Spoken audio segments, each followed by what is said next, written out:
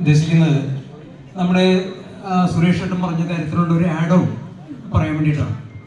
അതായത് സിനിമയ്ക്ക് അതെ മുഖ പ്രൊഡ്യൂസറായിട്ടും വരുന്ന ഡയറക്ടറായിട്ടും വരുന്നവർക്ക് 20ഓളം തിയേറ്റർ ഗവൺമെൻറ് തിയേറ്റർ കൊടുക്കണം. അതിനുവേണ്ടി സംസാരിച്ചെന്ന് ശ്രീ സുരേഷ് ഏട്ടനോട് പറയുകയുണ്ടായി.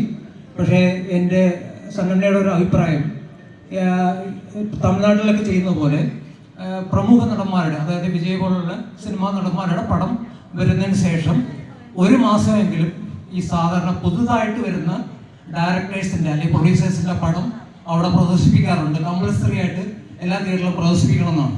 എന്നാൽ മാത്രമേ പുതിയ മമ്മൂട്ടിയുടെ അല്ലെങ്കിൽ വിജയുടെയോ പോലുള്ള സിനിമകൾ അവിടെ പ്രദർശിപ്പിക്കാൻ അനുവദിക്കും. അപ്പോൾ അതേപോലുള്ള ഒരു സംഗതിയും കൂടെ ഇത് ആഡ് ഓൺ ചെയ്യണം. അദ്ദേഹം പറഞ്ഞ കാര്യത്തിനോട് ആഡ് ഓൺ ചെയ്യണമെന്ന് അഭിപ്രായമാണുള്ളത്.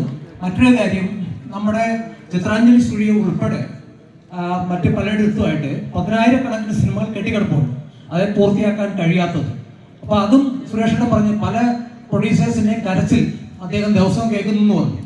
അപ്പോൾ അങ്ങനെയുള്ള പ്രൊഡ്യൂസേഴ്സിൻ്റെ പടം കെട്ടിക്കിടക്കുന്നത് ഞങ്ങളെപ്പോലുള്ള സംഘടനകൾ ഏൽപ്പിക്കുകയോ അല്ലെങ്കിൽ ഗവൺമെൻറ് തന്നെ അത് എടുത്ത് റിലീസ് ചെയ്യാനുള്ള ഒരു സൗകര്യം, അങ്ങനെയുള്ള പ്രൊഡ്യൂസേഴ്സിൻ്റെ പണം ഒന്നുമില്ലെങ്കിൽ ചെറിയ രീതിയിലെങ്കിലും അവർക്ക് തിരിച്ചു കിട്ടുമെങ്കിൽ അതൊരു സഹായമാവും എന്നുള്ളതാണ് ഞങ്ങളുടെ സംഘടനയുടെ ഒരു അഭിപ്രായം. Thank you sir. നമസ്കാരം സാർ.